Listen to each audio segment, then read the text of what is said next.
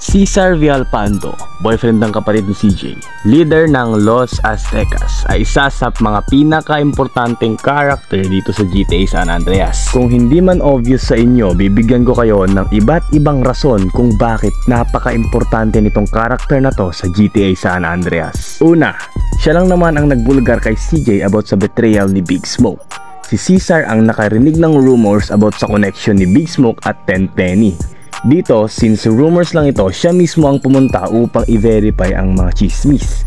Turns out, totoo nga, kaya tinawagan niya si CJ. Tas dito na rin nakita ni CJ at saka nalaman na rin ang katotohanan. Pangalawa ay ang photo opportunity na mission.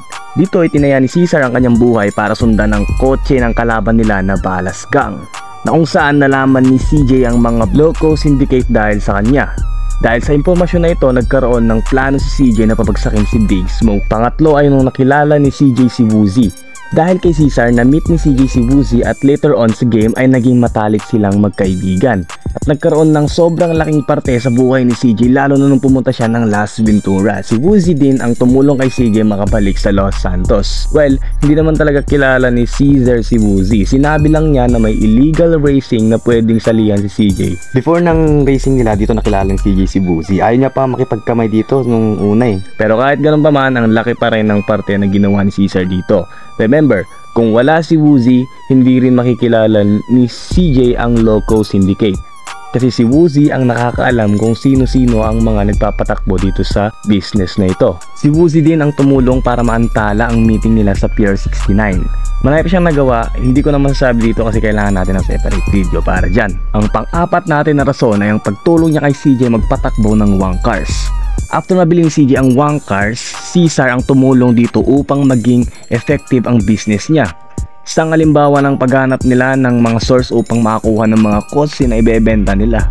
Dito, may 4 na mission na ginawa. Bali kasama na rin dito yung pagnakaw nila sa may showroom, yung tumalon sila dun sa second floor ng building, tapos yung dun sa basin docks na kung saan gumamit sila ng train para makita yung mga kotse dito. Last is ilalas ko na to, yung mission kay Mike Torino. Ito sa mission na ito, mga hijack tayo ng tanker para sa kanya at kailangan ni CJ ng tulong kasi mahihirapan siyang hijack mag-isa.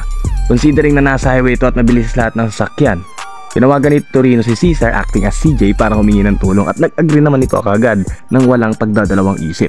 Hindi biro tong mission na to dahil nasa highway sila at one wrong move lang ni Cesar, matik mawawala na siya sa mundo. Kahit ganyan kapanganig ang mission na to, mag-agree pa rin siya na gawin para kay CJ. Sa mga reasons na yan, kitang-kita naman natin ang importance si Cesar kay CJ. Hindi lang siya tumulong sa maliit na bagay, kundi tumulong din siya sa mga malalaking bagay at sa mga malalaking problema ni CJ. Pag wala si Cesar sa buhay ni CJ, matik mas malaking problema ang kinakaharap niya ngayon.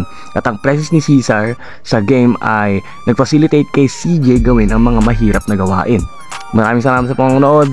In-encourage ko kayo na manood pa ng iba pang video kasi kung mabot kayo sa point ng video na to, ibig sabihin gusto niyo yung content na ginagawa ko. Huwag niyo rin kakalimutang mag-like and subscribe para mas malawak pa ang ma-reach natin. Salamat!